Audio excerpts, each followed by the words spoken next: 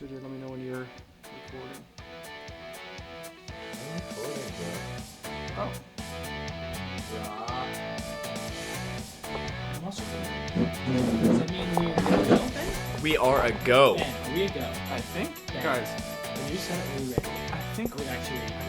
we're ready. Guys, we're ready to talk about the class. There are cords everywhere. There are cords everywhere. There's longboards in here. It's a new room. You said we're ready. Hello. For those in a pineapple under the sea. SpongeBob! Hello, everybody, and welcome back to the 2-Minute Warning Podcast. I'm Andrew, here as always with JJ and Ben. Guys, we're back at it. We just had an amazing national championship. Some amazing sports going on. We've got a brand new setup. We've got this room cleaned up. So hopefully we sound a little better this episode. Hopefully We're going to. we're going We will. to. We better. Ben, also rough rip. Show them a little bit of sound effects we now have. Oh, okay, Ben, yes. just rip something. Guys, this is going to be so exciting. So whenever there's something awkward or embarrassing or stupid, I'll play the sound effect. Florida's a good football team. Too late. And then whenever there's a funny joke or JJ says something stupid, Florida's a good football team. but I'm ching. And then whenever we say something worth like applause or anything, like So all the time. we're like all the time, just applause. Right. And like it's however long I hold down the button, it'll go. Oh, yeah. That's So sick. like applause, or like, All right. and then there's just a weird jazz one, which is whatever. So guys, we got a new setup. It's exciting. It's so good much stuff. good. It's so much fun. So, yeah, just how you guys week been? JJ, what have you been up to? I feel like I haven't seen you in a while. Distant. What was this, Wednesday? I had Monday off, MLK Day, to all those that celebrate. That's going to turn off. It's gonna be so much fun. January, New Year's resolutions, getting up early, getting to the gym.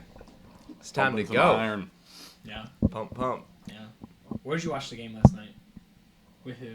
Last night. Monday night. Monday night, sorry. Get your day right, Brad. Dude, we usually record on Tuesday. Everything's just hazy. Well, obviously I watched it with the pod Yeah, because we did. that's first priority. Obviously. Well, sometimes. it Ben, is. what have you been up to? Well, I did not have Monday off because I'm a hardworking man and I have a normal job. Or you just don't care about Martin Luther King Jr. Day. Let's not get into that. Interesting. Let's Keep keep going, it Ben. in What have you been up sports. to? What have I been up to? Not much. Like you said, JJ dragged me along to the gym. And, it's always interesting when JJ's been in the gym for years now, and then he drags someone like me who's never been in the gym, and he's pumping insane weight, and then I try to do it, and like, Insane is a little bit of a... so we my didn't legs like hurt. day to day, My legs and hurt really bad. my legs are small, so... I think I pulled a muscle anyway. That's not good. No, it's been good. It's been good. Yeah. I've been watching lots of basketball in person. Palm Grove is playing, SES, TCA, Lakewood Ranch, all kinds of schools. So that's been fun. Yeah, we were all at shout out Palm Grove where we go to church. What a game! They played Sarasota Christian, which is like 2 minutes from their school on the same road. So a little bit of called the Bay of Vista rivalry. We had an incredible game. Shout out to Gabe.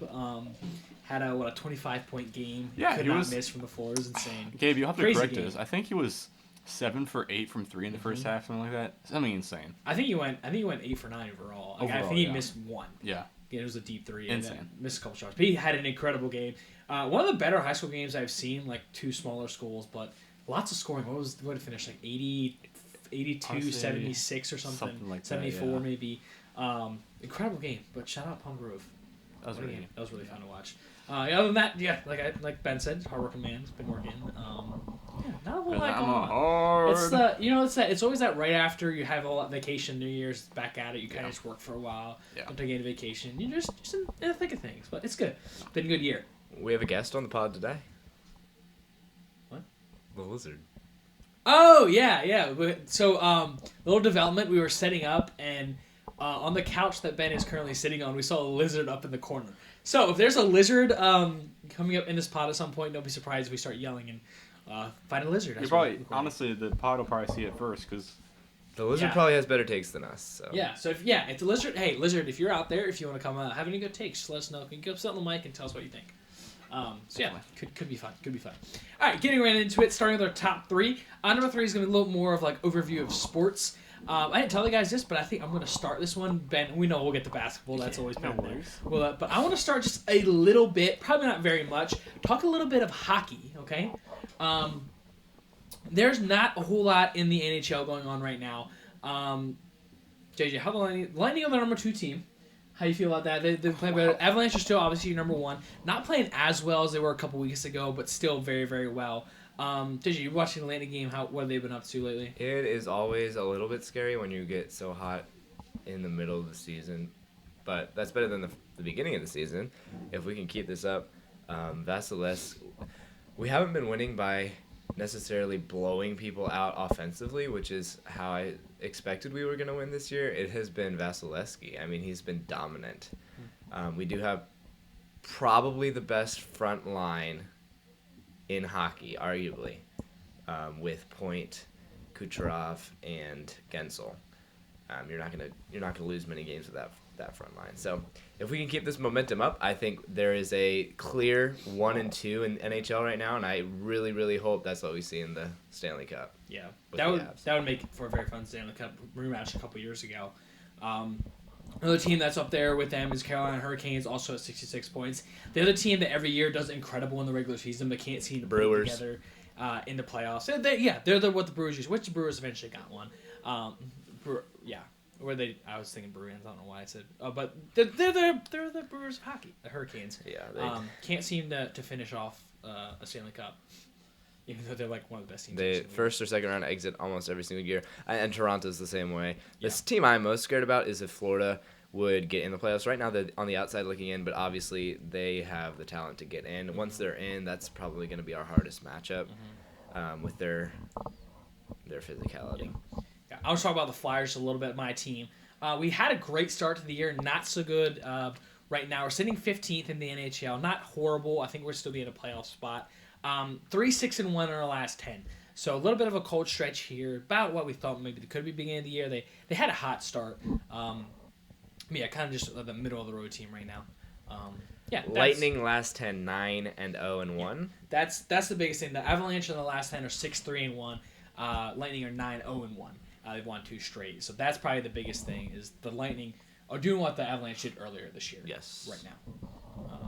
Another sport I want to talk about a little bit. JJ, I got something for you, okay? So I'm going to start naming a few teams here, a few places, and I want you to tell me what sport this is. You probably know already, but what if I would tell you that Maine is your ranked number 17 in this sport? What would you College say? hockey. That was fast. College hockey. I'm all over that. Yeah, he's all over that. So I try to follow college hockey a little bit, at least follow along. It's really, really fun. I think for one of the reasons is like the top, so they're top 20, and it's like teams that are nowhere else in any other, like not nowhere close in basketball or football. Boston University, not Boston College, Boston University is your number 18 team. St. Thomas is 16. Providence is 11. Dartmouth is 10. Denver is 9.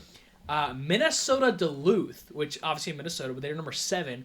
And a school I've never heard about before until I started watching college hockey, Quinnipiac is your number 16. They're like, I think they won the national championship like 2 or 3 years ago. They're like considered one of the best teams in college hockey. North Dakota is number 4, and then your top 3 are all Michigan teams. Number 1 right now in college hockey is Michigan. They are 24-0. They've been number 1 most of the year. Number 2 is Michigan State. They just moved back up from number 4 to number 2 after a win over the weekend. And Western Michigan is your number 3 team. The reason probably I spent at least a little bit of time on college hockey is Penn State. Penn State has been one of the best teams in college hockey the last couple years. They went to it's called the Frozen Four, the Final Four last year. A guy that's considered to probably be the number 1 overall pick is Gavin McKenna. Is Penn State's left wing. He's a very, very good player. Most likely the number 1 pick in this year's draft. So Penn State hockey is always fun, and our football isn't very good, so it's fun to talk about sports. College hockey is interesting because you don't see the big college names. Like basketball, you still see the big spenders in basketball, in football, in volleyball, in other physical sports. But with hockey, it seems like why do players go to these smaller teams?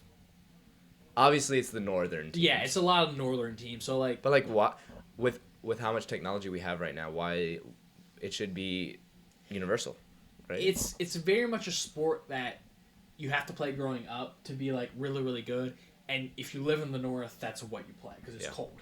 So a lot of teams there's no reason to travel across across to California because your best teams are going to stay there in the north. So why travel all the way out there? I wonder if, as we've seen Florida teams dominate, I wonder if Southern. I just saw Alabama started a hockey team. I wonder if there'll be more Southern hockey college teams. I feel like college hockey is getting a little bit of momentum. Like, still not crazy big, but I Right. feel like it's definitely bigger the last couple years than it's been. JJ, on your point, the smaller teams being really good in hockey. Last year's championship, Western Michigan is your defending champ, and they defeated Boston University in the championship last year. Oh, yeah. So it's two teams that you would never. Well, ever I mean, think Western would Michigan's a sports. pretty good college football team. Let's be honest here. Yes, whatever. All right, that's enough college hockey. I figured I'd just throw it out there. Been kind of watching it this year and just get you guys interested. If you guys want to watch some good hockey, I enjoy it. Probably just as much in the NHL. Probably not more, but when Penn State is good, it's just fun to watch them. I like watching the Final Four. So Ben, you got any basketball you want to talk about? Sure, we can briefly talk about some stuff that's happening. College basketball is in full swing. NCAA, the conference play is wild right now. This next AP poll on Sunday is going to see some serious changes because you've got some big teams getting knocked off. Purdue just lost. They're currently ranked above Duke, but like I said, they just lost to UCLA. So that will drop them pretty far in the rankings, I believe. Florida just had their third top 25 win by over 15 points. They're on a roll. Another team that's on a roll, Texas Tech. They have three players, who are dominating. Their last game, who was it? Their last game they played Baylor, I believe. No, it wasn't Baylor. Hold on, let me find it real quick. Yes, BYU. They beat BYU by 13. Obviously, BYU's been really good. Their top three, JT Toppin, Obi Toppin's brother, obviously, 27 points, 12 rebounds. Anderson, 22 points. Watts, 20 points. So their big three can all score. They're going to be lethal. On the same vein, Cornhuskers. Nebraska's still 18-0. It's 18-0. wild. So they're gonna keep rising in the They AP almost poll. just lost, and they almost lost to. They had a close call, yeah. A couple days ago. Shoot. A close call to Indiana, Indiana, but then they that's what it blew out Oregon. They blew out Northwestern. And they have Washington tonight. Beyond that, not much has changed. You're gonna see Virginia keep rising. Virginia's been doing really well. Vanderbilt will fall some. They've lost twice now. Let me think. Razorbacks, Arkansas, they've been doing really good.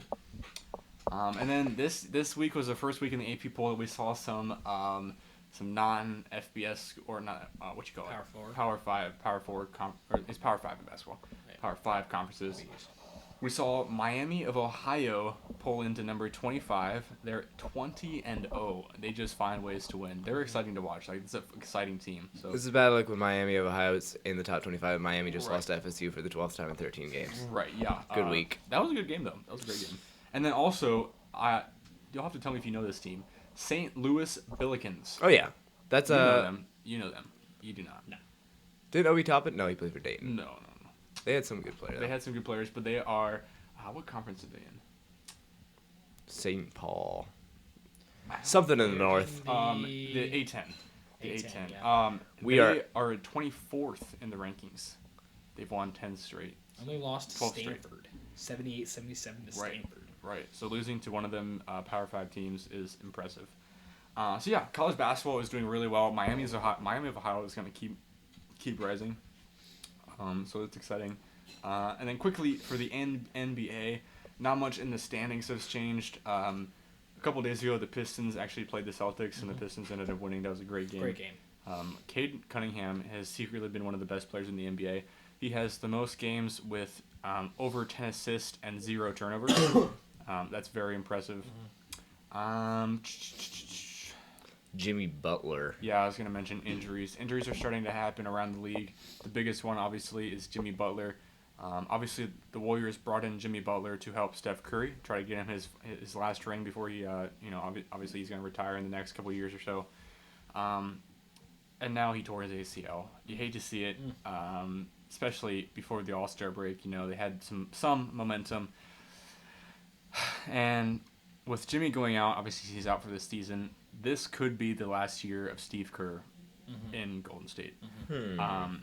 His contract ends this year. There's been no discussions about renewing his contract. Some of his assistant coaches are looking elsewhere.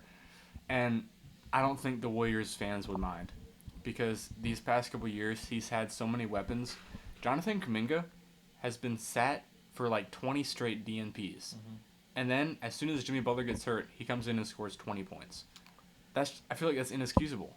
If you have these weapons, you've got to get them in your rotation instead of playing, I don't know, Brandon Popzensky over Steph Curry for 30 minutes in a game. And the trade deadline's coming up. It is. And I feel like there's one clear kind of thing that could happen with someone else on a certain team that's kind of not wanting to be there. Yes, but that trade package is going to have to be so big. But and now Kuminga wants out. Yes. I think a team like the Bucks would give up a really good player named Giannis for a package with Kuminga because he is he's a rising star, and both players. I don't know. I think it's good for both teams. It is, but the problem with that is that their other trade package would have included Jimmy Butler, because he has such a high price tag, and bringing Giannis in, they would be so much over the cap. So they'd have to get rid of. Well, Butler. But now he's hurt, so you'd have to ship other players probably with big contracts. They would have to sweep, because the only big. But it's like, are you gonna go all out for Steph or not? Right. Yeah. So it is a really unfortunate situation. Hopefully next year, Mike Dunleavy, their CEO or whatever they call him, vice president, hopefully he can get things in order. Besides that, let me look with the other stuff. Oh yes, the All-Star Game. All-Star Game starters have been announced. Let me pull those up real quick. Obviously, the NBA All-Star Game has been kind of up and down. I think it's time for a button. When I say NBA All-Star Game. The NBA All-Star Game has not been great recently. They're trying to redo it. So let me just read the starters real quick for you. For the West, Stephen Curry is an All-Star starter at 37 years old. Insane. And guess who is not? LeBron James. LeBron James is not an NBA All-Star starter for the first time, which is crazy because I feel like people would have voted for him anyway. But anyway, Luka Doncic, Shai Gilgeous-Alexander, Nikola Jokic, who is obviously injured, he'll need a sub, and Victor Wembanyama is a starter, so that's cool. Then the East is Giannis, Jaylen Brown, which is incredible. Second option is a starter. Jalen Brunson, Cade Cunningham, and Tyrese Maxey. If you'll notice, that's 4 guards and 1 forward. Anyway, the only interesting thing for this situation is that Victor Wembanyama recently came out with a statement to the media. He says, "I want to push the great players of this sport to play in the All-Star Game just as hard as I will. We'll see how it goes, but if they don't play hard, I'll do it without them."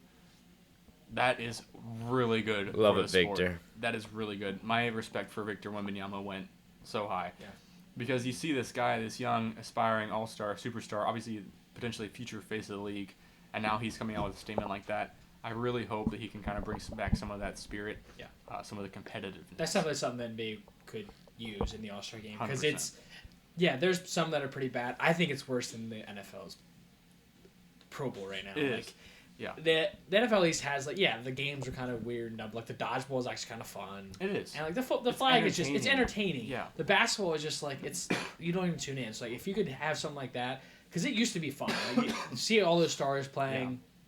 It used to be a lot of fun. Anymore, it's just nobody even cares. And basketball is honestly a less physical sport, obviously. Right. So football, it makes sense. Don't play full speed. Yeah. So we'll see. Yeah. Bro, don't look now, but Lizard's trying to steal your Jays. What? Where did he go? Oh, he's over there now? Over there. He was on your shoes. He's over there behind you. Oh, he's behind. He's trying to escape. He's trying to escape. Lizard's trying to get out the door, guys. He heard enough. Don't let him out. No, don't let him out. He heard the He NBA the All-Star now. Game. He's like, no. Wait, let me I leave too. Anyway, one last thing, or kind of last thing. I have 2 more things.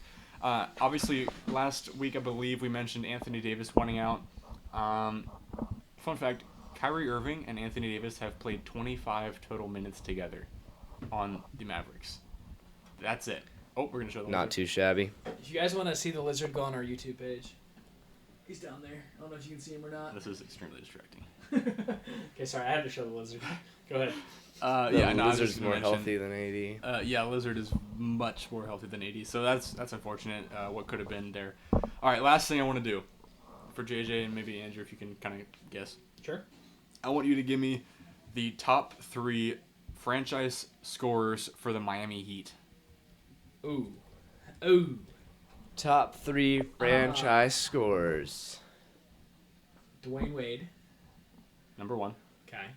Wait, Chris Bosh. Wait, I need to pull it up here. Not a chance. No? No. Didn't play long enough? No. See, I don't know this. I'm not the NBA guy. Well, Keep LeBron going, did keep play going. long enough. All right, sorry. Dwayne Wade is number 1, yes. Okay. That's all I got. I feel like Come on. I feel like LeBron's on there. LeBron is number 5. Oh, Yeah, so okay. LeBron didn't play long enough. Is Bosh on there? That was my guess. Bosh is 7. Okay. That's not terrible. I'd go Butler. Butler's not. No. No. No. He's 9. He's a great Heat. So I'll just give you. Tyler Hero. Dwayne Wade is 21,000 at number 1, and then you said LeBron James is number 5 with 7,900. Okay. So he needs a lot of points. Bam. Bam is number 2. No Yeah. way. Bam Adebayo just recently passed. Who do you think for number 2 on the all-time franchise list? Shaq. No, not Shaq. Yeah. I just thought that was insane. That's that insane. Bam- Alonzo Mourning. Alonzo Mourning is who he passed. Yeah, Bam has already passed to the number 2 spot. Insane. Which That's crazy. he's played 600 games for the Heat and He's a very underrated player. very I would say. I just think that he needs a better opportunity. The Heat are not utilizing him well, but I still thought that was crazy that Bam is number 2 all time for them. All right, I think that's all for me. All right, I just want to do just a really quick golf plug. Golf started back up. We got some tournaments going on. Still some smaller tournaments. It's earlier in the year. You don't get the huge names out right away. We had our first tournament of the year. It was in Honolulu, Hawaii, the Sony Open. And Chris got her up, won the tournament at 16 under. Just a small plug for golf. We're getting to that time of the year where football's winding up. Baseball's not quite here yet. NBA's in the middle of the season. So like until March we'll have a couple decent tournaments, and April is the Masters, so that'll come up before you know it. Yeah. But yeah, just a quick little plug for golf. Get back in there. I love golf. I love watching golf. Just excited to see some more tournaments coming up. Should be good. DJ, do you watch golf usually? Not now. Not now. Not now, but yeah, I will. Yeah. Usually my golf season starts at the Masters. Yeah. When is the? Which I feel like that's pretty. Isn't normal. there's the waste management? When is Waste that? management? That's in April. I usually catch that one. Yeah, that I one's think usually really I good. think that one comes before I think that's before the Masters, usually. and then maybe like one That's other what's one that I'm forgetting. Yeah. But usually I catch like 2, and then the Masters comes around. I'm like, yeah, I'm in. Yeah. That's when you get wait, locked that's in. February 8th. Okay. Yeah, Oh. yeah. So yeah, So we're close. I think Yeah. it was Close. coming up. That's really the first one. Should we that's go? Really, like, I would love to go. That'd be sick. Sit in the. Someone sent us to the 16. waste management. Sit on 16 That's with the impossible. crowd. Oh. No, I'm pretty sure it's open seating. You just gotta run to your seats. Yeah, you gotta run. It's awesome. I know. We should try it. We can run. We can mention the MLB turnovers. Ooh, we can mention the Dodgers. Wait, we're gonna do that later. We'll do that later. Oh, you are? Yeah. Oh, Yeah. oh. Yeah. We'll do that. I should check the doc sometime. Yeah, you should probably look Hmm. or the text message. You do have a But- computer That's not a right text in front. message, Oh yeah. my Me check text messages. It was a text message. guys. Yeah, going back to the pot. Okay. Alright, Well, wait, never wait, mind. wait. Oh man, I love these new sound bites. This is gonna be fun. You could get it. Moving on to our number 2 thing of the week. It is the NFL playoffs, guys. We've had such good football this week. Some crazy games. The NFL slate, most of the NFL games again, were absolutely incredible. It started on Saturday. We had an overtime game. The Denver Broncos defeat the Buffalo Bills 33-30 in overtime. Sean McDermott is out. It is a failed season for the Buffalo Bills. Insane. And we mentioned this last week. Kendall, or was it Kendall? Mm-hmm. Kendall gave us the hot take that if they do not make the Super Bowl, it's a failed season, and here we are. They didn't even make the finals. They need to make the championship game. quarterfinals, yeah. NFC championship game. Ouchie. Yeah. To lose in this way, I think I told you guys this. To lose in a shootout to the Broncos, that is not acceptable. Yeah. You would think this is exactly how the Bills want to play. High scoring game. Right. Josh Plays Allen right has to into do a their lot. hands. Plays right into their hands. Like 1916, sure. Like low scoring, Josh gets banged up, maybe. This is not expected. I think the saddest thing, they did not punt in this game. They had 5 turnovers. 2 picks by Allen. Horrendous fumble at the end of the first half we need to talk about. And then James Cook also fumbled. So to lose 33-30 in overtime and having 5 turnovers, that has to hurt like crazy if you're a Bills fan.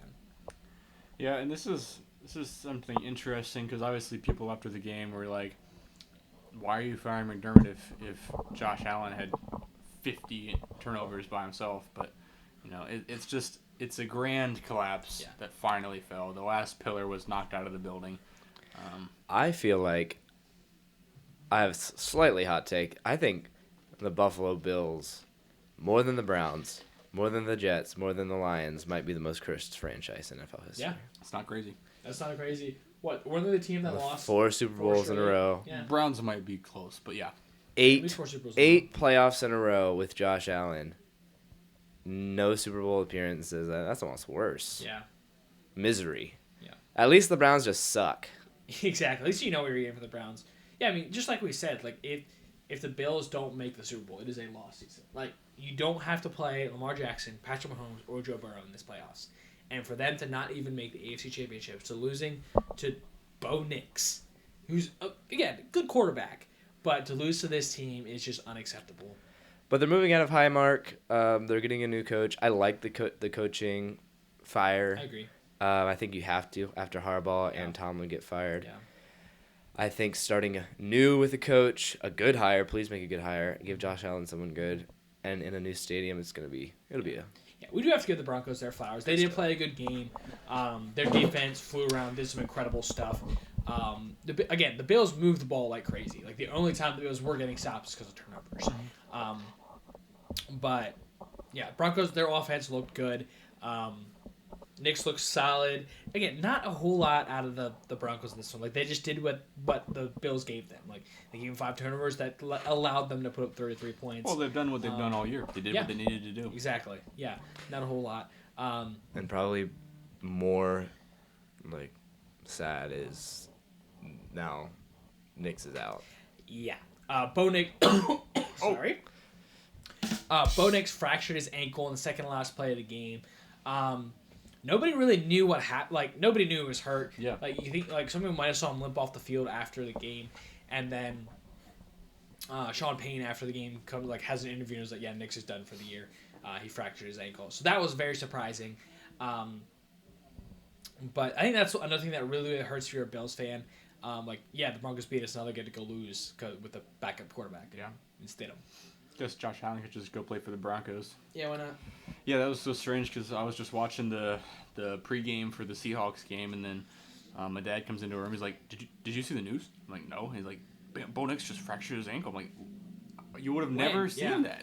And then I actually saw the play that it happened on, supposedly, and it was just a routine play. He got tackled, and boom, he's done. Yeah. So it's crazy, and also very sad. Yeah, I'll talk about the overtime a little bit.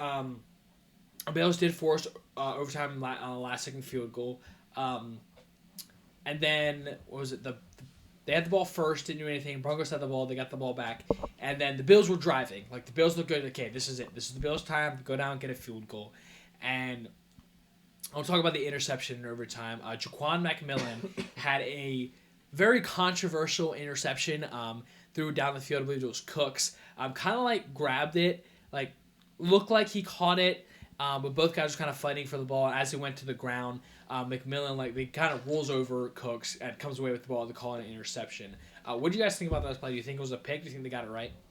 I just wish there was consistency. Yeah. If it's called an interception or a completion one time, do it the next. But I think that this was a completion to the offense. Jay? I don't know. I would have liked to see a longer review. I think that is the biggest thing I get out of this, because I personally do think it was a pick. I think they did get it right.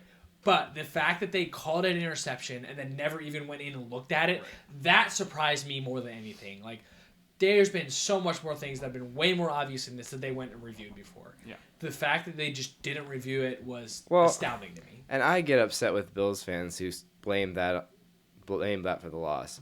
Play defense. It was basically a punt on 3rd and long. Yeah. But no, I do think it was a pick. He never had possession, clearly. So. I think my argument with it is if he does that exact same thing, the defender's not there, falls to the ground and loses the ball, it's incomplete. So you can't say that he had possession of the ball. I also think the defender's hands, McMillan's hands, were in there with Cook's hands as he went to the ground. Like, it was never clearly Cooks had it and then McMillan, they were fighting the entire time. and I don't know. I would have called it a pick, But they didn't review it much. So. they didn't review it, so it didn't really matter. And then the the Broncos went down the field, and What? He just jumped from on top of the dresser. oh, bro, the lizard is just everywhere right now. That's insane. Yeah, then the Broncos went down and scored. Basically, the reason they scored is 2 pass interference penalties. They got the Bills had 47 yards worth of penalties on the final drive. Those pretty much the two pass interference penalties that came up with those. That put the Broncos in position. Will Lutz kicked an easy 23-yard field goal to end the game. Very, very good game, and sad ending on both sides. Bills lose and Broncos lose next. Next game we need to talk about, I don't have to spend much time on this. The Seattle Seahawks defeat the San Francisco 49ers 41-6. Rashid Shaheed ran the opening kickoff back for a touchdown. Man. And the Seahawks wouldn't have had to score after that because the Niners only put up 6. They proceeded to put up 41. What a tone setter. The crowd Oh my reaction Lord. on that play, I could watch that 50 times over again. It was electric. Yeah. The mood in Seattle right now is off the charts good. If you haven't had a chance to watch that play, watch the kickoff return touchdown for the Seattle Seahawks. I'm saying this right now. I don't think we said this on the pod yet before I forget. The Pope thing with the Seahawks? Oh. You don't know this? Yeah. The last 2 times a new Pope has been introduced, the Seattle Seahawks have won the Super The Bowl. holy team. Oh, yeah. I Holy have seen that, team. yeah. There's a couple things that have aligned, like Yeah. a backup quarterback. So Yeah. Yeah. There's a new Pope this year, so the Seahawks win the Super Bowl. You know Looks what? like they might. It's not crazy. The Seahawks Yeah. are, I guess, the blessed team or something. Yeah, I don't know. something. If Sam Darnold can throw 17 passes, that's your recipe for success for Yeah. the Seahawks. Yep. Everything went so right for the Seahawks. Sam Darnold didn't have to do a whole lot, which is, again, I think what you want. That ground game is very good with Charbonnet and Walker. Charbonnet's down now. Charbonnet's down now, so it's going to sit a little bit on Walker, but still, I still think Walker's a very good back. Which this game was basically Walker. Charbonnet only had 5 carries. Walker had 19 carries, 116 yards. I think this is more on a Niners team that laid everything on the line against the Eagles and had some more injuries, and they just had nothing left. Like McCaffrey was banged up in this game. Purdy led the team in rushing. Yeah, Purdy led the team in runs. Jake Tungus, the backup tight end, was hurt for some of this game. It was, to me, a 49ers team. Culmination of injuries. They were just done. Yeah. It's been a long season for them. Incredible for them to get to this spot. Like, for the Niners to finish the year 12-5, win the first-round playoff game with all those injuries is incredible. Yeah. I don't know if anybody else could have done that. So, hats off to them. It's just they had nothing left against I think, phenomenal defense and phenomenal Seahawks team overall. Yeah. Yep. Put them in come back next year, see what you can do. But that was complete domination by the Seahawks. And let's give it to their defense. They put up 41 points, but it's not like they had a ton of offensive yards or anything. Like, their defense gave them good field position every single time. So. Did you see the 49ers, I just saw this, are conducting an investigation with everything, like doctors. There's conspiracy theories about why they keep getting injured every season. Are you serious? Yeah. Well, It says- it kind of makes sense. It says, yeah. after yet another injury-plagued season, the 49ers intend to investigate every avenue to find out why these ailments continue to pile up year after year.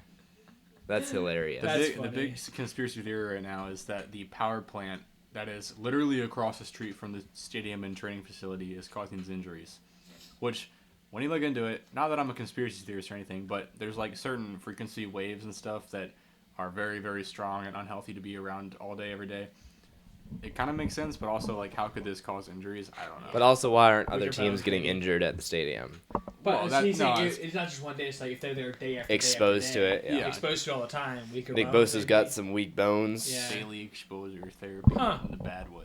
That'd be I mean, it's crazy. every year. Like, the last 4 or 5, actually more than that. Like, It's I'm every thinking year. 2019. Wow. Yeah. Like at this point, you're like, okay, I can see why they're trying to like question a lot of things, because why is It's it the Niners unfortunate. every- It's It's really very unfortunate because they unfortunate. have a good team Yeah. every single year. It's just it seems to happen like, and it's not just a couple players. It's everybody. It's their star players that go down, and Yeah, it's so hard with football games like that. This is But- the stadium and training facility, and that's the power Show that plant. on the screen. It's, If you're it's- watching on YouTube, you it's can the see power it. plant right here. See that? It's literally right beside it. Yeah. I don't know about that. You never know. Yeah. Interesting. Very, very interesting. We'll see what next year holds. And then on Sunday, the New England Patriots defeat the Houston Texans 28-16. Drake May, in his second season, is in the AFC Championship game, which is what is crazy is the number 2 and the number 9 pick from last year's draft have both made the championship games now. Crazy. Daniels made it last year. Drake May made it this year. So the two very good quarterbacks, and they almost had 3 with Williams. Those 3 quarterbacks in that draft have been very, very good. Your boy Drake May in AFC Championship game. How you feeling, Jay? One more game to go. He can get there. Yeah. Probably will.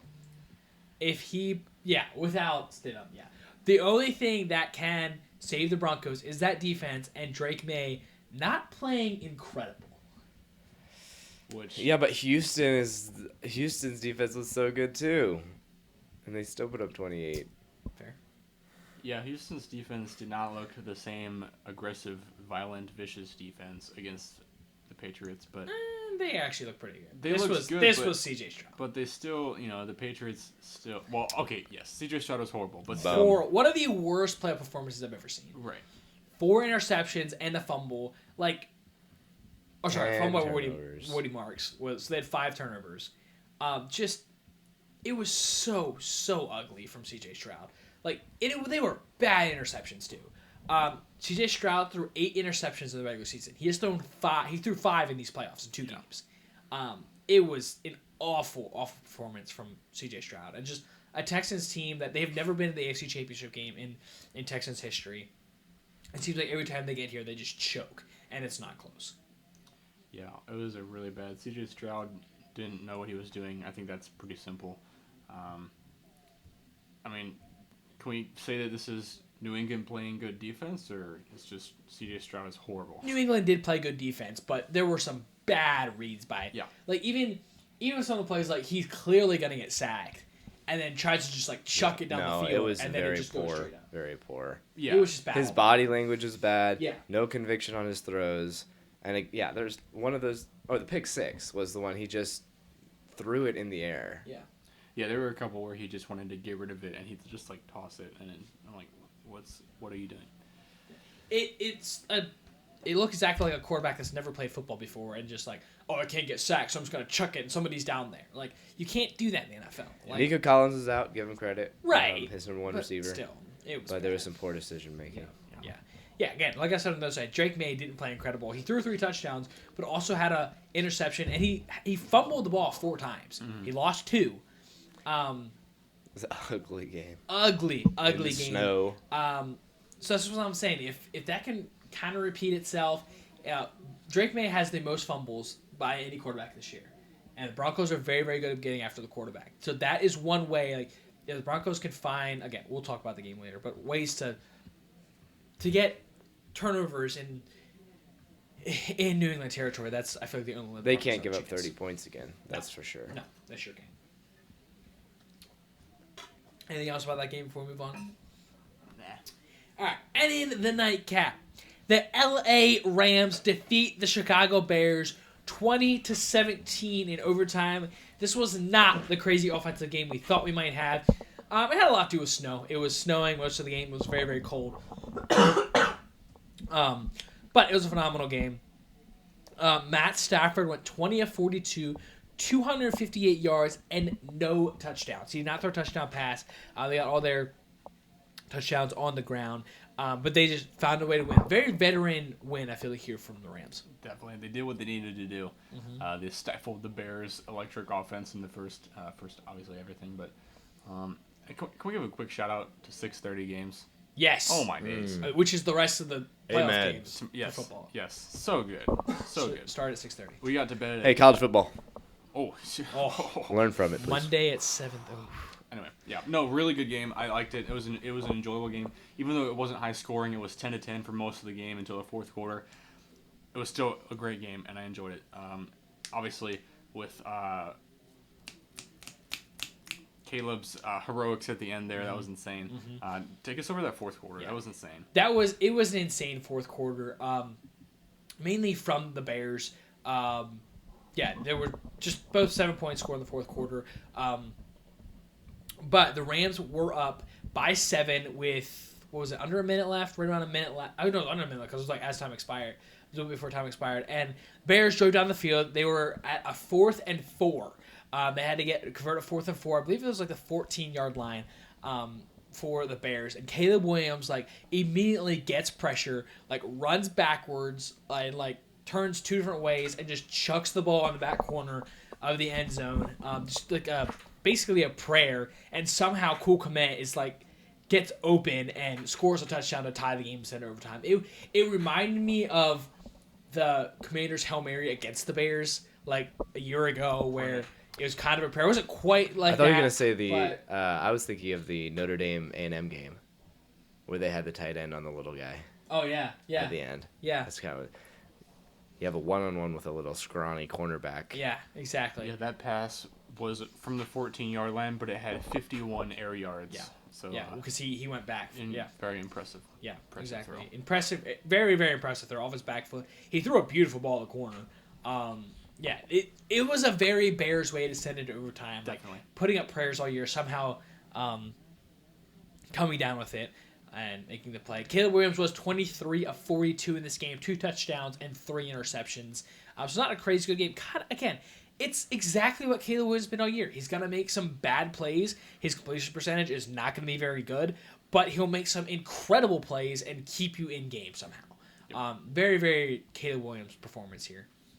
I think it's safe to say the Rams had a C game, B- Yeah. game, and still won. Again, I feel like the cold had a lot to do with that. Like, even the Rams going up and winning the game in this type of weather, I think is very, very impressive from the Rams. But it sets up the NFC Championship we kind of all wanted to I want see. to talk about a little bit about the overtime pick from Cam Curl. Cam Curl had a pick at overtime. So the Rams had the ball first. I had to punt. The Bears got the ball, so all they needed was a field goal. Bears were kind of driving. They're right around midfield, and Caleb Williams forces the ball downfield. And DJ Moore kind of stops on the route. He looked like he was covered up. He kind of slowed down, and Cam Curl undercut it and made like a diving interception, which pretty much ended the game. The Rams went down, kicked a field goal, won the game. It was a bad, not a great read from Williams, but more just like breaking off, not doing anything. Was interesting on that play. Yeah, and this game also goes back to what we had said earlier this season, as that the Bears have been really good at the takeaways. Well, look at this game; they had 3 giveaways, and then the Rams did not have any turnovers. So I think that's another thing we mentioned earlier that showed itself again in the playoffs. For sure. Don't turn it over, and then against the Bears especially, and you win. Exactly. That sets up Conference Championship weekend. This Sunday, January 25th, the New England Patriots head out to Denver to play the Broncos. New England is favored by 5.5. That's pretty much because of Jarrett Stidham being the quarterback. This is the number 1 seed against the number 2 seed in the AFC. The 2 best teams in the AFC all year. This could be a very, very fun game, barring to see what Jarrett... The storyline in this game is Jarrett Stidham. Yeah. If he can play okay, he is 1-3 as a starter, so not great for Stidham. But that defense will keep him in this game because they're just so good. Yeah, Jarrett Stidham, obviously he has played, or he was on the Patriots a little bit earlier in his career, so this is exciting for him. But we don't know anything about him, like you said. If he can play average, if he can just play good, kind of like what I said about Phillip Rivers. If he just does what he's supposed to do and doesn't turn it over, he's going to give the Broncos a chance. Hey, Their Andrew. defense is good. Hey, Andrew. What? Who did Jared Stidham play for in college? Oh, shoot. Did you look this up? Or I did know you it. You knew this. I know it. I don't know who Jerry Stidham played for in college. I believe. I'm 98% sure. Let me fact check you. Go ahead. You don't remember? This was before my He was time. pretty. No. He played in some big games against a really good team. For some reason, I want to say Wyoming, but no, that's not right. No. Who is it? I believe it's the Auburn Tigers. It is the Auburn Tigers. Auburn Tigers. Started Got a dub on the pod. I've been waiting for that. Unbelievable. Unbelievable. I think he What played. years? 2015-16. Yeah, he was see, at that's Okay, he was Before that, right that's what I after. said. He was right after the Yeah. kick 6. Yeah, that's a little bit before I really know stuff. Stop with the excuses. It's Iron Bowl I've told legend. You, I have told you before. This is like anything before 2016 is not my forte. It's pretty close. Yeah. I don't think Jared Stidham's going to do too bad. I think Sean Payton has done wonderful things with Bo Nix, and I don't think Bo Nix is the most talented individual. I think Jarrett Stidham, if he just follows the game plan, I think it will be fine. And it will come down to Broncos defense. Where's your lizard, man? He's over here, he's climbing. Stidham played for Auburn in 2018. Yeah. Oh, there he is. Oh, I'm gonna show him again 2018. because I think my camera was not recording last time I tried to show him Love that. for some reason. Guys, if you want to see the wizard guy, He's pretty frisky.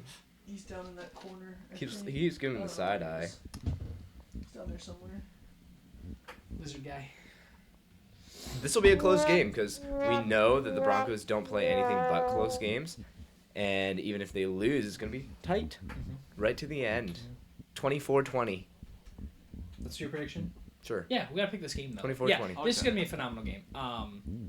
Hopefully. You think Patriots win 24-20? 24-20 Patriots. Yeah. I'll also go with the Patriots. I think if Nick's in this game, it could be a little bit closer. Honestly, I think the Patriots dominate. I don't think the Broncos' offense is really going to do much. I could see a couple of turnovers. I'll say 27-10 Patriots. 27-10. Yeah, I don't think it'll be that much. I think when this game opened, I think it was about 7 points was the spread, and I put a little wager on the Broncos to cover that. I think it'll be close. I think it'll be a low-scoring, close game. So, but Patriots are gonna win, I think. Right. I like that. So I'll pick the Patriots. And then at 6:30, the game we have been barreling towards all year. The LA Rams travel all the way out to Seattle to play the Seahawks. These, in my opinion, have been by far the two best teams in the NFC all year long. This game is the third time that we're playing this year. The Seahawks won both, am I right? No. No, they split. You're right. They split in the regular season. I believe the spread, though, between the two games, Seattle won by 1 and the Rams won by 2. Yeah. If I remember correctly. Yeah, incredible games. This is going to be so fun. Seattle's favored by 2.5 in Seattle. Just two quarterbacks that have been dealing lately. I cannot wait for this game. This game is going to be incredible. Starting at 6:30, guys. So good. If you're trying to go to this game, it is $684. Just That's saying. not bad. For a That is championship not bad game, at it's all. not great. Whatever. Yeah. What do you guys got to say about this game? What are you thinking? I think that if Seattle can use the home field advantage correctly, they could easily win by a touchdown. But if they don't be careful, this is going to be a grueling match again, just like we've seen in the past. Either way, it's going to be a great game. I really don't know. Obviously, we've seen a defensive battle, and we've also seen an offensive shootout. So it could be a little bit of both. I'm not really sure. Yeah.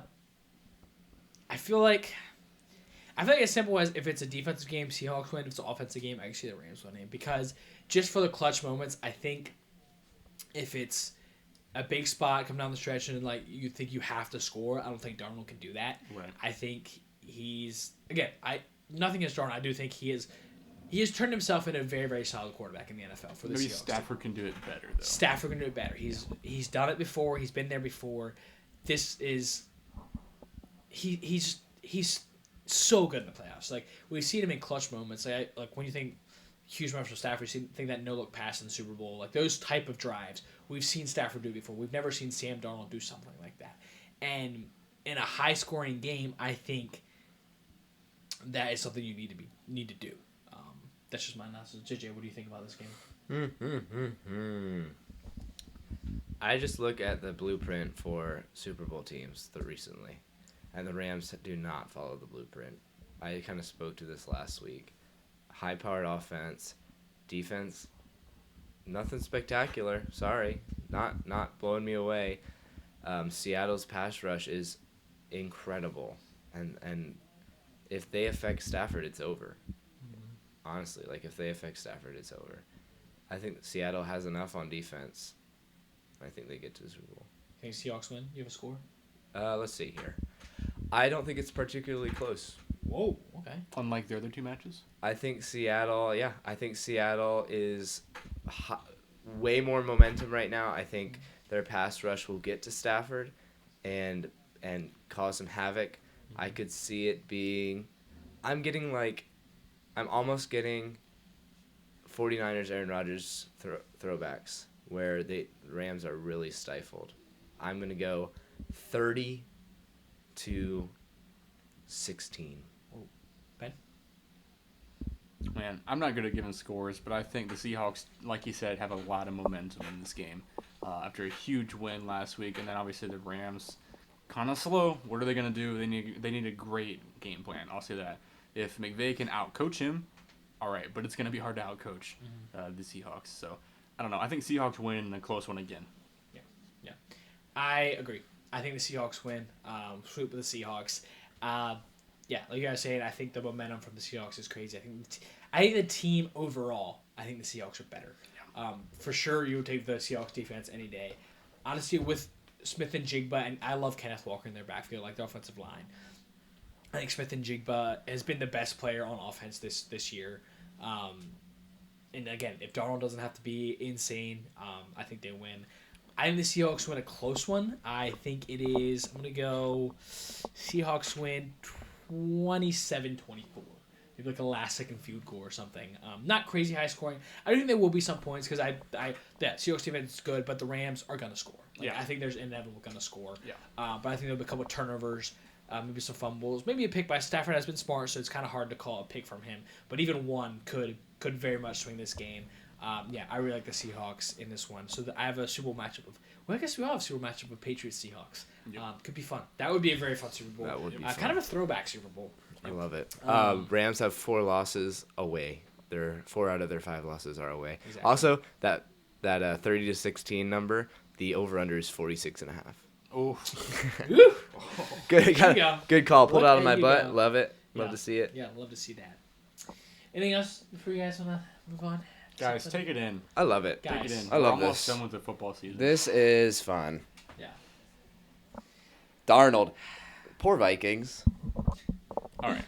Sorry, had to throw that one in Moving there. on to our number one thing. It is kind of sad. For one person. Because No, for everybody. Yeah. Because college football's over. But the Indiana Hoosiers are Say national. it one more time. One more time. The Indiana Hoosiers are national champions. They defeat the Miami Hurricanes 27-21. We had an incredible game.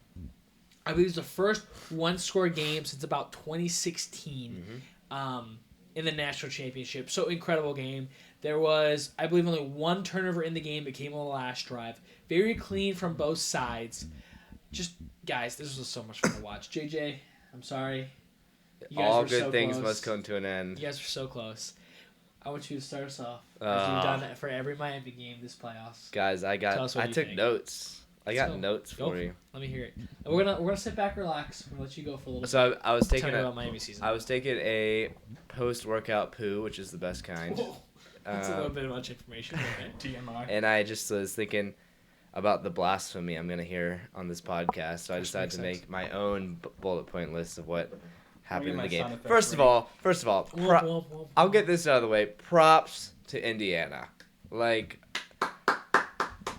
I think because I have a horse in the race, it made it sour.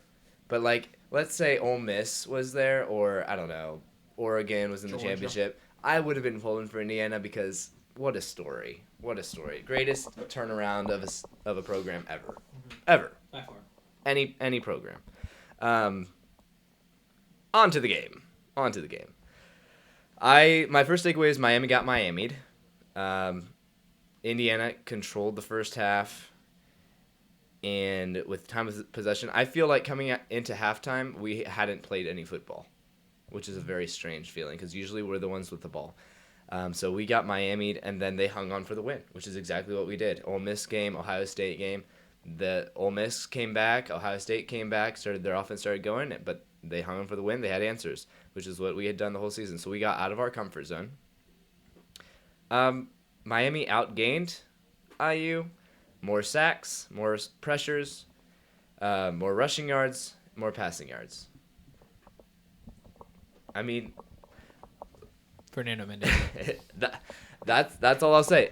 But we also had more penalties, and we had a blocked punt, and that'll do it.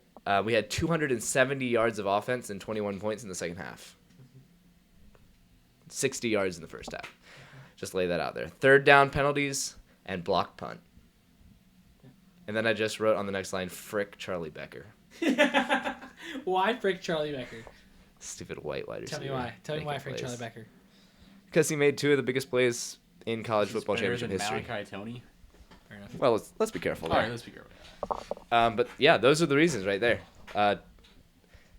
Also, like, Signetti rolled the dice on 4th down. Cristobal kicked a 50-yard field goal. Mm-hmm. Okay, so Cristobal did not lose this game. Attempted at 50-yard. Yeah. Doink. Cristobal did not lose this game, but I would have liked to see him be a little bit more ballsy there. I would say this is my final take, and then I'll hand it over to you guys. All in all, like, Indiana controlled this game. I felt like we were fighting from behind the entire game. Guys, we were driving with a minute left to win the game. Mm-hmm. I'll just leave it there. Great game. Fun watch. Mm-hmm. Yeah, honestly. You want to talk about what happened on that final drive? We'll talk about it later. Yeah. I can let you take it away. Okay. And then Well, no, I agree with everything JJ said except for the last part about Charlie Becker. I think he's an incredible man, incredible receiver. Let's calm down. No, it was a really good I wish game. him nothing but the best. Sure you do. Obviously, Becker, we didn't really know until the Penn State game for obvious reasons. So before the Penn State game, Charlie Becker in his career had 7 catches. Right. He had 7 against Penn State. Rest is history. He became Indiana's second best receiver, if not their probably the most important they receiver. threw it to him one-on-one in the biggest spot of the Right. game Yeah. twice. Yeah, they trusted him more than him, which is crazy. Yeah, no, it was really Again, impressive. like if I didn't have a horse in the race, I'd be all for him. Yeah. But I hate him. Yeah, fair. Understood. Fair. Yeah, 2 was a 3rd down and a 4th down. Whether through 2 third downs. 2 big 3rd downs through the exact same play. Like not even great throws from Mendoza, just a little back shoulder, and just shot his hands out there, made just some amazing catches. That dude is legit. I did forget about one thing. We had a backup corner in number 24. Forget his name. They targeted him the whole night. Both of those back shoulder came against him. Unfortunately, they knew where he was all the time. Every single time he was one-on-one, they targeted him. Go ahead, Ben. Go ahead. You can. I do have a question for you, JJ. Where was Mark Fletcher before the playoffs? Where did he come from? Because he had 17 carries, 112 yards, 2 touchdowns in this game, 57-yard run for a touchdown. I feel like I didn't know who Mark Fletcher was before the playoffs, and now everyone knows who he is. Yeah, he is the leading rusher all-time in college football playoff history. Obviously, he had a couple more games to get it done. No, he's been good. He actually he got injured last year, and then he came back. He was on the bench. He was playing backup, and his father actually passed away. Yeah. Last year, and then he came to the season he was a beast. And then this playoffs, again, you're playing behind one of the best offensive lines in the game, but yeah, you're not going to get him down after the first contact. Yeah. I'll talk about like the game just a little bit. What did surprise me a little bit is how Miami's front. I mean, I guess we've seen it all season long. I thought Indiana's offensive line would hold up a little bit better. Mesidor and Bain were ridiculous. They absolutely destroyed Mendoza. The offensive line, they were clearly bigger on Miami's side and faster and stronger. And Mendoza had about no time all night to throw. He made some incredible plays, but every single play I felt like either a run or like an RPO, like something very, very quick. Because you could tell for sure in the second half, they did not trust putting Mendoza sitting back in the pocket and making a pass because of that pass rush. They were clearly scared of that pass rush in the second half. So that, again, impressed me a lot on the Miami side. They didn't Miami up this game as much as the Ole Miss game. I thought they played very, very well. They impressed me. Kudos to Miami. They were a very, very good team. I think we knew what Miami was coming into this year. We knew they were good. We always expected them to Miami up. In the regular season, they did. Yeah. Like, regular season, they did exactly what... It's what we've said about Miami for the past, I don't know how many years. Like, they have an incredible roster. They're very, very good. But are they going to have some horrible mistakes and lose games they shouldn't lose? And they didn't do that this playoffs. Mm-hmm. They should have lost... Maybe should have lost Ole Miss because they played that way. Figured out. But then in the biggest game, they did not play. They played very, very well. So hats off to Miami. But... However, Fernando Mendoza is a dog. That dude took a clear targeting hit in the first half, got right back up, and we'll talk about the final touchdown a little bit later. Put his But- body on the line over and over again. Over and over again, got real quick, hit over and over again, and just incredible performance from Fernando Yeah. Mendoza. On Mendoza, I feel like, you can correct me if I'm wrong, but I feel like any other quarterback, Miami's defensive line gets to his head faster. Yes. Because you said that they didn't really trust Mendoza to sit in the pocket, but Mendoza also has the capability to make quick decisions Right. to scramble or not. Any other quarterback, it's not going to work, and Miami wins. Yeah, That's my opinion. Agreed. It was an incredible performance. Miami did, I felt like too long, sat back. Like for sure, the first half, their corners were playing way off, and Mendoza just took what they got. Yeah. Like hit him immediately. Like there were no downfield. Like that's one thing Indiana has done a lot of. Like in opportunities, they went downfield this playoffs. They couldn't against Miami because of that pass rush. They literally could not throw the ball downfield. They didn't have enough time. But Mendoza just took what was given to him. Like every single play, he took what was given to him, and it cost him. He took shot after shot after shot, and just got right back up and had an amazing performance. JJ, what did you feel about Mendoza? Were you impressed by Fernando Mendoza? Yeah, he was impressive. We got away with definitely some calls. Yeah, another thing. Officiating this game was non-existent, Big 12 coming at you. which Coming at you. I do enjoy that. I feel it was a little bit too much in this one. There were some calls, pass interference, that should have been called on both There was teams. one bad hold. The guy literally he had it beat and just reached out and grabbed it and wasn't called.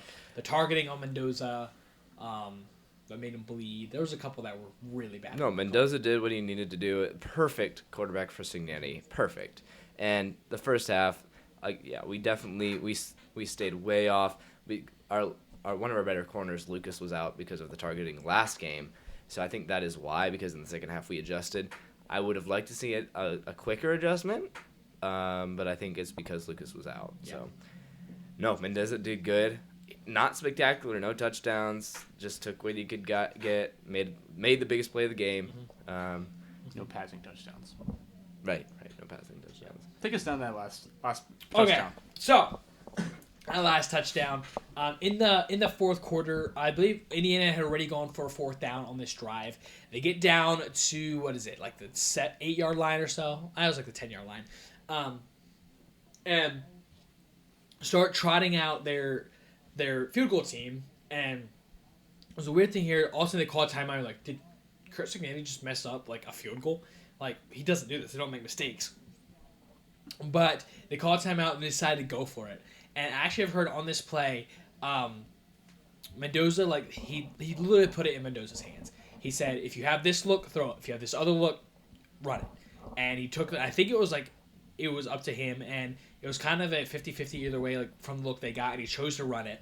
And one of the gutsiest runs I've ever seen. So this is 4th and 5. And it's a QB draw on 4th. One of the gutsiest calls I've ever seen. Mendoza runs up the middle, kind of weaves in a couple guys, gets hit after the first down, spins off a tackle and dives to the end zone and gets hammered in the back. Just crushed in the back, and as he's crossing the goal line, scores a touchdown, and you could see that hit hurt him. He laid there for a couple seconds, and then he went to the sidelines, fell over, and laid there for a second or two. But the heart from that guy on that play is incredible. That was his Heisman moment. I believe Kirk Herbstreit on the call said that is why he won the Heisman. Just the guts from that guy is absolutely insane, and he deserves to be a national champion. Yeah, insane. He obviously showed the heart a little more so than the other one. But let's not also forget the couple plays before that, the 19-yard fourth down catch from Becker. Yeah. What a masterclass of a drive for that last possession or second to last possession for Indiana. That put them up 24-14. And then the next possession for Miami, 41-yard Tony pass, and then a 21-yard Tony pass for touchdown. So 2 back-to-back really good drives, but man. That's another thing that very much impressed me about Miami in this game is they responded. Yeah. Something Miami I feel like doesn't do a lot because when they get down, they're done. But they kept responding, which I was not prepared for. Like I said, I felt like Indiana, it would be close early. The Indiana would score a couple touchdowns. Miami couldn't keep up. Miami did keep up, which impressed me a lot. JJ, which makes that last drive Take us so through it. much more disappointing, unfortunately, because yes, the second half, the offense was absolutely clicking. It seemed like Carson Beck had time. He was delivering. He was finding receivers. Indiana was getting tired on the line, which will happen when you're playing against massive individuals. And then So I'm off the couch. I'm Stressing the entire night, eating, walking around. basically Cignetti doesn't go for it on 4th down. It would have made it a 10-point game or ended the game. It would have ended the game, yeah, because we used our timeouts. He kicks a field goal on 4th and 6. Yeah, it was like 7 or 8. 4th and 7. Okay, so a little bit longer. 4 actually. And all of a sudden, Was it actually? yeah, I was super surprised by that. But all of a sudden, I'm like, this is Oh, interesting. no. It was 4th and... Oh right. No, it was... No. 'cause- They got a penalty. Okay, real quick. This was almost the worst false start of all time. So, Yeah. Indiana up 27-21, or 24-21 with the ball inside the 20. Mm-hmm. On 1st down, they rush for 9 yards. So you're like, this game's over. Like they need Miami's using their last 2 timeouts here. And all they have to do is run for 1 yard, take knees. This game's over. And I believe their left tackle had a false start, and all this Miami was like it's done, it's over. Also, they have a false start. Okay, Miami has a chance if they get off the field here, get away with the field goal instead of having maybe 30 seconds to go score. They're gonna have a lot of time. And sure enough, Indiana runs it back-to-back plays, and I believe Miami gets the ball back with 1:40 left. So instead of maybe having 30 seconds and having to score, now you have the ball with 1:40 after a just could have been colossal mistake from Indiana. And after trailing the whole game, blocked punt going down 10, 4th down run going down 10. It's like, are you serious? We have a chance to go down and win It felt like Miami's chance. Yeah, it was totally Especially and we had after moved the ball. Watching versus Ole Miss, they did the exact same thing. So we start with our own false start. We go 3rd and 15. Beck completes a pass plus a roughing the passer. So we get it to the 50-yard line. I believe we complete one more pass. And then 40 seconds left. Just a bad throw. Just a bad throw. What else was bad about that? What did he do? Was What? it a good or bad read? I mean, it was a bad throw, so yeah, bad Was it a read. bad? Yeah. There you go. Okay. Yeah. Okay. There you go. No, I would have loved 40 seconds. So good. Obviously, they're I think there was 50 seconds. whatever. I mean, Ish. they're playing. They're playing the edges because they don't want you to get out of bounds. They're leaving the middle open, and the worst part is the entire drive before. Where did they get completions? Over the middle of the field, right down the field. And so I just wanted Beck to keep getting closer and closer. You don't have to take a shot there. Obviously, big moment. You can't blame him because you're just in the game. You want to score quickly, but I just wanted to get a little closer, right? And to end it there is tragic. Carson Beck. Carson Beck has lost 5 games in his career. 4 of them have been game-ending picks. Mm-hmm. So you have to kind of question there a little bit. But I can't because what he has done this playoffs, he has proved that he also makes outstanding plays. There's a lizard on the couch. But no, he's made awesome On plays, and Ben's- I on can't Ben's camera, if you I can see can't that one. discount what he's done for 1 interception. Get him, Ben. Get him. Ben just slapped him off the couch. That He's was still up awesome. there. He's still up there. All right, cool. Yeah, I was so surprised when he threw that. I was like, what is he Yeah. doing? Yeah. I thought maybe there was a busted coverage or something, and then I saw that there's 2 guys zeroing in on the receiver. I'm like, if he would have put 10 yards under it, it was a great pass. You just don't throw that ball. But You with don't the, throw that ball because Yeah, the severity of the situation. Indiana had 3 timeouts with 40 seconds, 50 seconds. You're giving them time to go and win it with a field goal. Just keep plugging away. You have time. 1st down, stop the clock. I did not like any part of that throw. yeah, it definitely not a good read. Jamari Sharp is the one that had the interception to end the game. It was one of those plays where he had it would be the right side of the defense for Indiana, and there was no flat player there. So all he had to do is sit down in coverage. And again, what Miami had been doing all night is methodically moving the ball. They had plenty of time to go on the field with what they've been doing. Screen game, short pass over the middle, maybe medium pass over the middle. They had plenty of time to do that. And for some reason, Carson Beck, who has been horrible all year on deep balls, for sure outside of numbers, just throws up a deep ball into basically double coverage, and it wasn't close. It was a bad read and a horrible throw. Way underthrown. It was never going to be complete. So him trying to get a little bit gritty there cost him the national championship. But again, great play by Sharp. Great season from Indiana. Great season from Miami. This Miami team went way further than I ever thought. I thought they'd lose in the first round. Kind of proved me wrong. I said nobody below 8 will ever win a national championship. Still hasn't happened, but they got closer than anybody had ever thought. So great year But from both teams. This also finally crashed the blue chip ratio. The blue chip ratio is over. Gone. Gone. Which But, it might be back for the next 50 years. right. But there is an exception. Yeah. Yep. So Indiana is the first ever team that is not a blue chip team to win the national championship. If you guys don't know what that is what I believe you're 50% of your roster being 4 and 5 stars. Something like that, yeah. I believe something like that. There's some percentage of your and Indiana was nowhere close to that. They had no 5 stars and 1 4-star. Yeah. So yeah, first team to ever do that, incredible. But now what's scary is they're going to start getting all those 4 and 5 stars. And they already so Indiana could be absolutely incredible the next couple of years. Yeah. I'm curious to see what they do with a new quarterback who hasn't really proved himself on a good team. It's just been a good quarterback on a But mediocre that's the thing, team. Mendoza hadn't either. Well, but we Like, didn't the know anything coaching about we get. Mendoza, so that's not really the same. Like, we didn't know anything about that whole team. I feel like I Josh think Hoover's Hoover might be a better very- prospect. I know agree. he is. I'm saying, though, we don't know what he can do, so let's just wait and see. Yeah. But they're probably going to be really good. Yes, I agree. Yeah. I agree. I Speaking believe of which- they have the best odds to Yeah. win the national championship next year, which is Also, crazy. I don't want to, you guys know about the Ireland curse? Yes, Guess who plays in Ireland next year, week 0? Florida, TCU. TCU. And they don't have a quarterback. Yeah. So, that'll be interesting. Yeah, very, very. Bill Belichick. Ben, what do you for any last words for college football this year? This college football's You over. know- Very, very sad. Any words? I'll go first. Or you go first. I'll go second. Let JJ close out. Yeah. He was in the national championship. I think for my season, it was exciting because we got to start this podcast together and grow around college football. But it was a horrible year. Yeah. It was horrible. So I think the words that would describe this is just moving on. Yeah. That's the words that would describe it because we're moving on from the horrible past. Get rid of Sunbelt Billy, moving on to better things. That's what my thing is.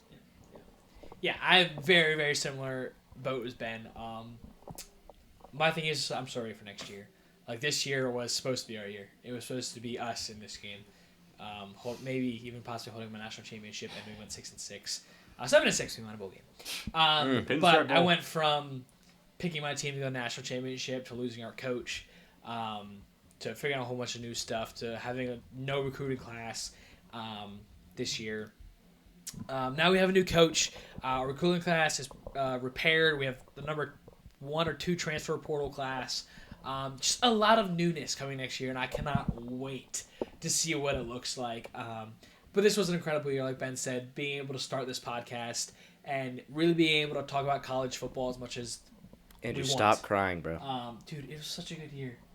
It was a great year of college football, and I'm very, very excited. I'm very, very sad it is leaving us. Miami made it to the national championship, never saw that coming. Indiana Hoosiers being your national champion. Who would have thought if you at the beginning of the year somebody would have said that? But what a year. What a time It to was be incredible. alive. JJ, What Finish a us time out to be the last segment alive. of college football for this year. Indiana's your national champion. We have entered a new era of college football. Time will tell. Is this where we're going, or are they going to make changes to the system? It feels like this right now could be like the last, I don't know, pure season before they go to 24 teams or something. This was fun. This was fun. Indiana, Miami, Ole Miss, Oregon in your semifinals. Alabama getting blown out. There's not much more you can ask for. Florida sucking again. Obviously, our predictions did not go as planned, but We'll be better. yeah, we will. We'll live and learn. Yeah. That First might- year on the pod, guys. live and learn. Yeah. Yeah. But no, I feel blessed. Just blessed Yeah. to be here. Yeah. Feel good. Next year is going to be so much better. Next year's gonna be so much better. It's gonna be so Hopefully much this better. podcast That's- sounds better. That's the great thing about sports. Next year is always better. Starting out week 0, August 29th. Oh, baby. Oh, the UNC countdown has started. TCU. 7 The months countdown away. has started. 7 months. All right, I think it's time to close the book in college football, guys. Yep. We'll still talk No. about it periodically. But that's probably our last number 1 for a little while. It is. Moving on to our worst thing of the week, the last couple weeks. I have written down the LA Dodgers must be stopped. If you haven't heard, they just signed outfielder Kyle Tucker, considered one of the best outfielders in baseball. to go along with an incredibly stacked team that's already won back-to-back World Series. They signed Edwin Diaz this offseason, who is probably one of the best closers in baseball, if not the best closer when he's healthy. This team is just getting more and more annoying. I hate them so much. The no cap space in baseball. There's rumors there could be a lockout depending on what happens this year. They are ruining baseball. It's absolutely insane. They just spending money on whoever they want and getting literally whoever they want. It's getting really, really bad. It's broken. It's really very is. Broken. My immediate reaction was definitely the same visceral reaction of this is stupid. There's teams that don't have a chance, and the Dodgers have a limitless budget. I will say, one thing that people love though is a David and Goliath, because every team now is just trying to get the Dodgers, and what made the time with Alabama so special and why we remember it so well is these teams trying to beat Alabama. So it's almost like teams are just trying to beat the Dodgers, but it's to a point where it's just ridiculous. Yeah. I think there's no way for them to beat them because they can't get the players. The Dodgers are going to get them. Last year had that feel of there's this mighty, powerful Dodgers, but they felt beatable, and they felt like it could happen. Now they're just, with back-to-back World Series and doing stuff like this, just guys, come on. What are teams, what are the Guardians supposed to do? A team with not very much money. The Rays. The Rays, you cannot compete with what the Dodgers are paying these guys. You just can't. It's not possible. When they're paying it millions and millions more than any other team, of course these players are going to go there. There has to be a rule in this. It is getting ridiculous about they can literally just offer however much money they want to whatever player they want. And there's also rumors they might get Tariq Skubal. If they get Skubal, it's over. That's the best pitcher in baseball. You have by far the best players in baseball up and down your roster. If they get Skubal, it's so bad. It's so broken. I just want to read you the Dodgers' projected starting lineup and their starting rotation for next year. So leading off, you have Shohei Ohtani. Is your leadoff. Your number 2 is Mookie Betts. Your number 3 is Freddie Freeman, 3 MVPs. And then Kyle Tucker would move into your 4 slot. That's your top 4. Number 5 is who I believe is the most underrated catcher in baseball, Will Smith. I think Will Smith is an incredible baseball player. Number 6, this is where the lineup gets bad. Mm-hmm. Max Muncy is your number 6, who's one of the best power-hitting third basemen in baseball. Number 7, Teoscar Hernandez, very good power-hitting outfielder. Number 8, Tommy Edman, who I think is so underrated. He does so much for that team. He is the glue that holds them together. He can literally play anywhere, switch-hitting player. I miss him on the Cardinals. I think he's so, so good. And then your number 9 is, here we go, maybe a little hole, Andy Pages, who did not play well in the playoffs. But their top 8 is just ridiculously good. And then their starters, their ace, Yoshinobu Yamamoto, who's just the World Series MVP. Number 2, Blake Snell, who I believe won a Cy Young. Number 3, Tyler Glasnow, who was maybe the best pitcher for the first half of the season last year. Your number 4 is Shohei Ohtani. And then 5 is Emmett Sheehan. And then their closer from this last year, Roki Sasaki, is maybe going to be another one of their starters, who was one of the best pitchers in Japan over the last couple of years. It's ridiculous. How do you beat this team? For sure in the playoffs. Again, last year I feel like they didn't have to try and play in the regular season. They were going to get there. And then they're healthy going to the playoffs. And there's teams that have been scrapping all year just to get there. And then you have to face this guy. It's getting to a point where it's just stupid. Yeah. Yeah, and, at this point, everyone in the MLB hates them except for their own fans. And, I have to think of the other owners. They could spend more money, but they don't have it available to them. I think that's the biggest thing, yeah. So now you have this inflation of the cap space and this spending budgets that there is no limit, like we've said. So they're spending insane amounts on individual players. Shohei Ohtani is worth over $1 billion. So now these players are going to be looking for these massive contracts, making it impossible for everyone. Mm-hmm. So it's already inflated. It's going to get worse until something happens. Yeah, you hate to see it. And like you said, though, David and Goliath, it'll be fun if they lose in the playoffs because who's going to beat them? Yeah. Gives you someone to cheer for at least. Yeah, definitely. Everybody except the Dodgers. Right. So yeah. Right. Yeah. I mean, fair enough. Blue Jays. That's why this World Series was so fun. I think, is the Blue Jays weren't just playing anybody; they're playing the evil Dodgers, and they almost got it done. Man, the game's so close. What a game! Duh, Yeah. What a game. That was really good. It's really good. Shout out World Series. Yeah. This Shout out baseball. This year in sports, folks, has been kind of legit. It's been very good. Like if we get a good NFC Championship, AFC Championship, Super Bowl, March Madness, it's up there. We've had a good start. Yeah. We've had a good start for the last year, which wouldn't be in the same year, but like. I almost count like 26. starting at like a big event like the World Series, going around to the World Series. That's like a year. Yeah, that's fair. You could say it. The season started in 2025. Or Yeah, whatever. because I would see like football. Right. Like, That's like the start of the year. that's like because I would incorporate like this past year's World Series into this one. Like I don't know why. It's just kind of that way. Yeah. The Because sport I feel was- like baseball isn't the end. I feel like it's the Fall start. is almost the start of everything. Yeah, I feel like baseball's the start. Like because technically baseball is the end. But June is the new year. Yeah, for sports. That's fair. I like that. Because that's when like golf is ending around the time baseball's ending. And then like you feel like you're starting golf again. Yeah. The It's Olympics. been a great year. Yeah. It's been a good year. It's just about to get better.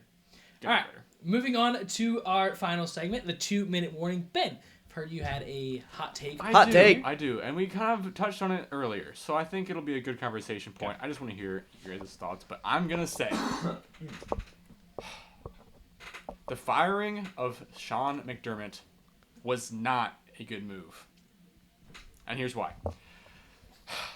McDermott was hired by the Bills in 2017. Previously, they were 7-9, 8-8, 9-7. Then 6-10, 6-10, 6-10, 4-12, 6-10. They had been in a pretty dark spot. When McDermott comes in, he goes 9-7. He drops down to 6-10, but he's cleaning house. The following years, 2019, 10-6, 13-3, 11-6, 13-3, 11-6, 13-4, 12-5, 5 in a row division championships. 5 in a row. He has not had a under 10-win season since 2019, and you're getting rid of him. He's gone to the playoffs almost every year. He's gone to the divisions or conference finals. I'm just saying, with McDermott at the Bills, they've had the best stretch in the history. You You want to go first or me? Let me just read Whatever. one last thing. As his coach, 106-58 record, 8 playoff appearances, 5 AFC titles. I've got a and rebuttal. Broke the drought. Go ahead. Hang on. 2-minute warning starts in 3, 2, 1, go. Well, you mentioned he went 6-10, and then 2019 he went 11-6, 10-6. 10-6. Well, what happened that season? They drafted somebody. They drafted Josh Allen. I'm not saying Sean McDermott's not a good coach. I'm saying Josh Allen is an incredible quarterback. And we've seen the trends over history. Teams with good quarterbacks win. Tom Brady. Like, he went to Tampa Bay and won. Did Sean McDermott lose the playoff game last week? No, it was Josh Allen's awful play. They scored 30 points, though. He threw, 3 interceptions? I feel like Josh Allen has been disserviced because he has not been given a defense, not been given weapons. And I feel like Sean McDermott is a good coach, but he's not good enough. He's not an Andy Reid. He's not a I'm thinking of a really, really good Kyle Shanahan who can make who can go far with not a lot. So I feel like he's a good coach. Josh Allen's just so good. They need to worry about pieces around Josh Allen, not the coach more. Agreed. Do you agree with the Mike Tomlin firing? It's the same thing. 50-50. It's the same thing. I'm ripping into you this one because I think it is a phenomenal move. It's the same as the Jay Franklin. It's the same thing. It's it's not just this year. It's the culmination of you've been to the playoffs with one of the probably, I would think, the best player in football, maybe outside Patrick Mahomes. No. I think Patrick Mahomes sucks. I might take Josh Allen over Patrick Mahomes. And for you to have a calling card, if you've gone to the playoffs every single year and you just can't get past a certain point, like you get there for sure this year. Like this year is ridiculous, and I think it had more to do with the pieces around Josh Allen than actually Josh Allen. Their best receiver is Khalil Shakir. They have no defense this year. Is that his fault or the owner's fault, though? It's a good question. It's a good question. There's a lot but of heat on the owner right now. I agree, but you can also, as a head coach, you can influence stuff like that like crazy. Like it's still your job to bring your stuff because you know more than the owner does. Like you're supposed to bring in those players. I think it was a phenomenal move by the Bills getting rid of Sean McDermott. Well, I guess that's and why that it's a hot is take. the 2-minute warning. Wow, what a podcast, guys! Hopefully we sound a little bit better this time. Ben, thanks for the hot take. That was really good. It was really fun to talk about. Like I said, hope we sound a little bit better. Not sure how the video is going to be yet. We're still working on that side. But yeah, thank you guys so much for tuning in this whole time. Like, we're trying to make it better for you guys. We really appreciate you guys. Yeah, thank you guys so much for listening, and we'll talk to you next time. College football's Peace. out of here.